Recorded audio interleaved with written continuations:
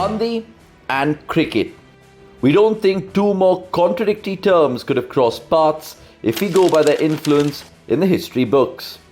And surprisingly, India's most prominent freedom fighter and the gentleman's game often kept meeting at junctures, separated by years of course.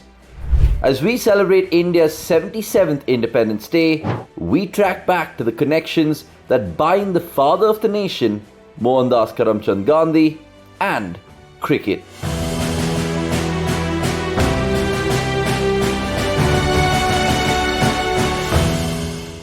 During his school days in Porbandar, a reluctant Gandhi was forced to play cricket after the principal's order to take up one sport as a mandate.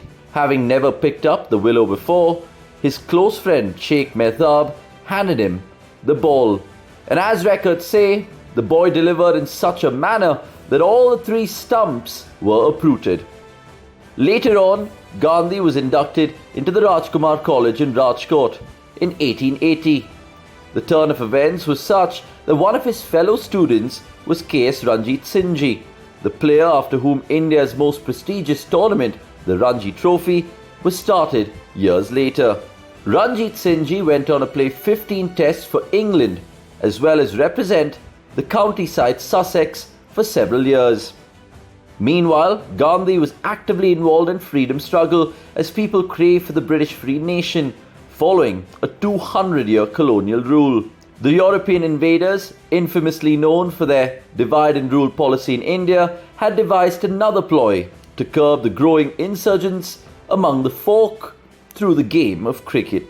A 5-team cricket tournament, often termed as Bombay Pentangular, where teams were divided on the basis of religions, namely the Europeans, the Hindus, the Muslims, the Parsis, and the rest, which comprised the Christians, Sikhs, and the others. In an era where communal harmony was the word to spread, the tournament was based on its divide. This did not go down well with Gandhi, who screamed his heart out to advocate the message of unity to further the cause of independent India. His thoughts were amplified as the top dailies back then donned the headline, Mr. Gandhi against Pentangular. Even though protests to boycott the tournament had already started beforehand, as a mark of grief over the arrests and imprisonments of the Satyagrahis, Gandhiji's intervention helped the movement gain more pace. Weeks later, the Maharaja of Vizianagaram, popularly known as Vizzy, and one of the key figures of cricket, colonial India, also joined the revolt. The right-handed batter, who played 3 tests and also led the Indian side against England, went on to say this, and I quote, "Mahatma Gandhi is expressed unequivocally on communal cricket. He gave it as he considered opinion that communalism carried into the domain of sport is no happy augury for human growth. It is high time that we gave pentangular cricket the burial it always deserved." As a result, a resolution was tabled at the Hindu Gymkhana, which was eventually passed by a small margin of 37 votes, 280 against 243. The Hindus eventually pulled out of the tournament for the 1940-42 season.